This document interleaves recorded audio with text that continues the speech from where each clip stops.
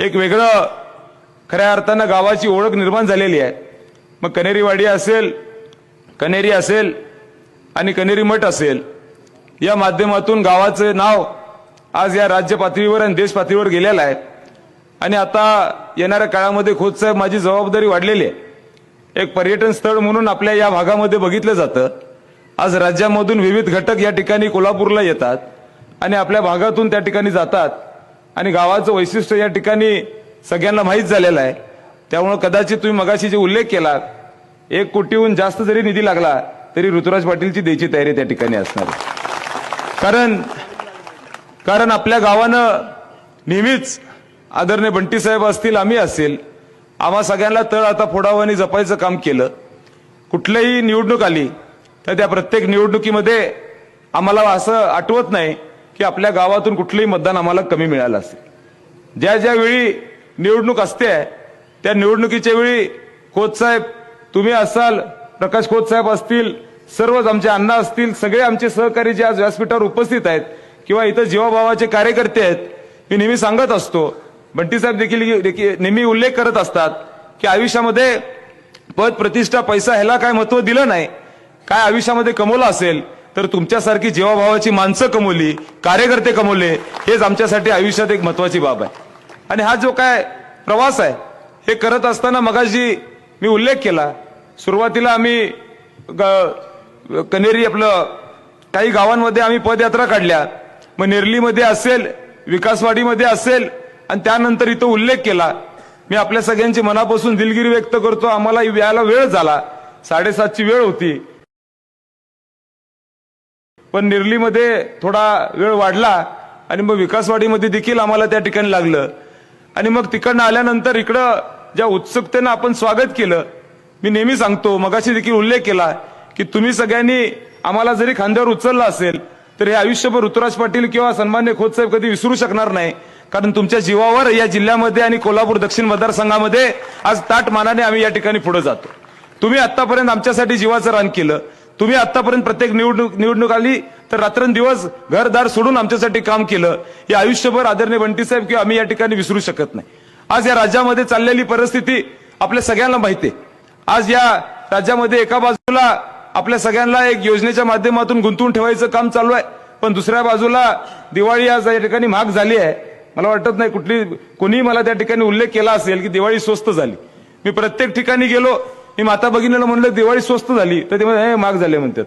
म्हणजे एक सगळ्यांच्या मनामध्ये हे खरं आहे की एका बाजूला तुम्ही योजना चालू करा, योजना चालू केल्याबद्दल आमचं कुठलंही दुमत नाही, तुम्ही योजना चालू केली पाहिजे, माता भगिनीला आधार दिला पाहिजे, पण तुम्हाला खासदारकी व्हायच्या आधी कधी आमची आठवण आली नाही। जेव्हा 31 खासदार निवडून आले तेव्हा त्यांच्या लक्षात आलं की आपल्या पायाखालची वाळू घसरा लागली आहे आणि मग आपण कुठेतरी काही निर्णय घेतले पाहिजेत। पण आज मला वाटतं आपली जनता ही सुज्ञ आहे, सगळ्या जनतेला या ठिकाणी माहिती आहे की कशा पद्धतीनं या राज्यामध्ये चाललेलं राजकारण आहे। मगाशी आपण जो उल्लेख केला, आदरणीय उद्धवजी ठाकरे साहेब हे जेव्हा महाराष्ट्राचे मुख्यमंत्री होते तेव्हा त्यांच्या नेतृत्वाखाली आम्ही हे सगळं जबाबदारी स्वीकारली। अवधूतराव तुम्ही मगाशी जे बोलला ते खरं आहे, आदरणीय शरदचंद्रजी पवार साहेब असतील किंवा आमचा काँग्रेस पक्ष असेल, आम्ही सगळेजण महाविकास आघाडी म्हणून काम करायचा निर्णय घेतला आणि या 2.5 वर्षामध्ये काम करत असताना आदरणीय उद्धवजी ठाकरे साहेबांनी एक कुटुंब प्रमुख म्हणून आपल्या या राज्याला आधार द्यायचं काम या ठिकाणी केलं। आणि मग या सगळ्या परिस्थितीमध्ये म्हणलं आता 2.5 वर्ष आता झालेले आहेत, आता आपण काम करायचं म्हणलं, आता सरकार आपलं आहे, बॅटिंग करायची, तोपर्यंत शिंदे साहेबच आमची बॅट घेऊन गेले। म्हणलं आता या 2.5 वर्षामध्ये तुम्ही जे मगाशी उल्लेख केलाय खरं आहे की या पुढची मंडळींना दुसरं काय उद्देश नाही, पुढच्या मंडळींना दुसरं काय या ठिकाणी लक्षात येत नाही, त्यांना दुसरं काय माहित नसल्यामुळे पक्ष चोरायचं काम या ठिकाणी करतात। एका बाजूला आमच्या माता भगिनीला योजना चालू करून दिली तर दुसऱ्या बाजूला महागाईचा बोजा देखील त्यांच्या डोक्यावर घातलेला आहे, हे आपण कधीही त्या ठिकाणी विसरत नाही। आज सगळा दर, मग स्टॅम्पचा दर असेल, तेलाचा दर असेल, खोबऱ्याचा दर असेल, आज खऱ्या अर्थाने मोठ्या प्रमाणात वाढत चाललेला आहे, याची जाणीव आपल्या सगळ्यांना आहे। एका बाजूला आज खऱ्या अर्थानं आपल्या सगळ्यांना माहिती आहे बदलापूर सारखं प्रकरण या महाराष्ट्र राज्यामध्ये घडलं आणि त्यामध्ये आज एखादी भगिनी त्याच्या मुलीचं अत्याचार झाला आणि त्याच्यावर कंप्लेंट द्यायला त्या पोलीस स्टेशनमध्ये 14 तास त्या भगिनीला बसावं लागलं। मग आज या चाललेली परिस्थितीवर ही सरकार उत्तर का देत नाही? दुसऱ्या बाजूला छत्रपती शिवाजी महाराजांचा मालवणमध्ये पुतळा पडला त्याच्याबद्दल त्या ठिकाणी बोलत नाही अशा अनेक घटना या राज्यामध्ये घडतात, पण त्याच्याबद्दल काही त्या ठिकाणी सरकार बोलत नाही. हे दुर्दैवानं आपल्या या ठिकाणी परिस्थिती मिळते. आणि ही जी काही परिस्थिती आहे ही येणाऱ्या पुढच्या काळामध्ये आपण बदलली पाहिजे.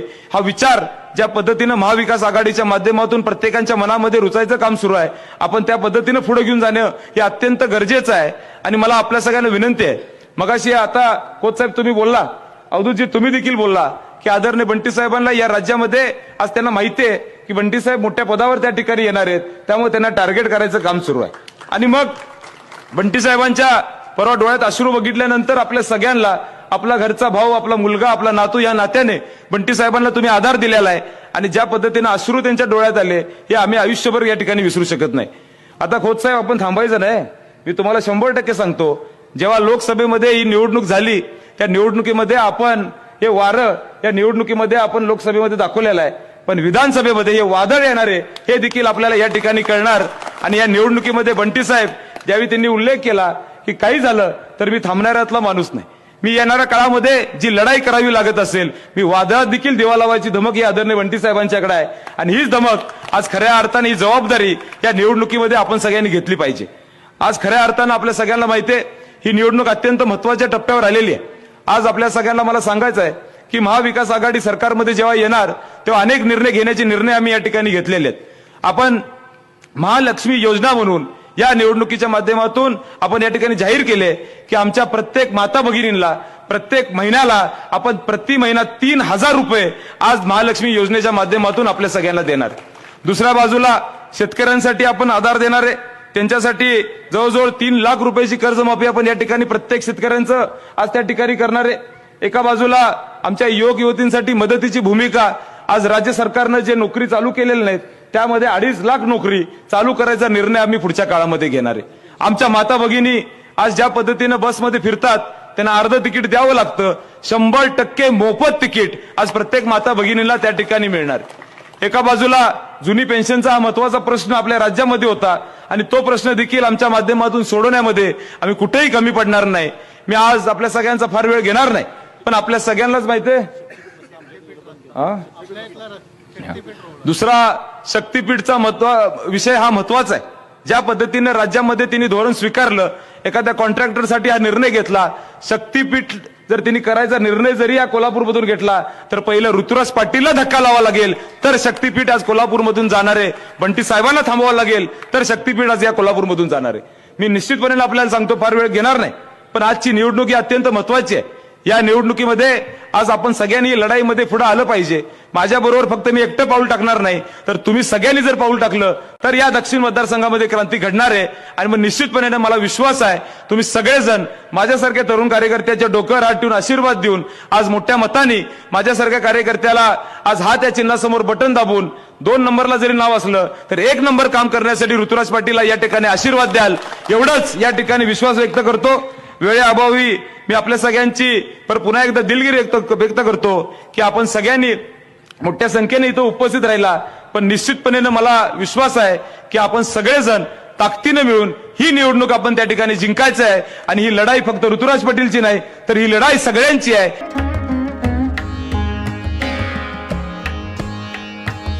सणासुदीचा आनंद द्विगुणित करा वारणा उत्पादनांसोबत. वारणा श्रीखंड, तूप, दही, दूध, लस्सी, बटर, चीज आणखी बरंच काही. सणासुदीच्या काळात शुद्ध आणि सात्विक वारणा उत्पादने घरी आणा. वारणा, आनंद अस्सल चवीचा.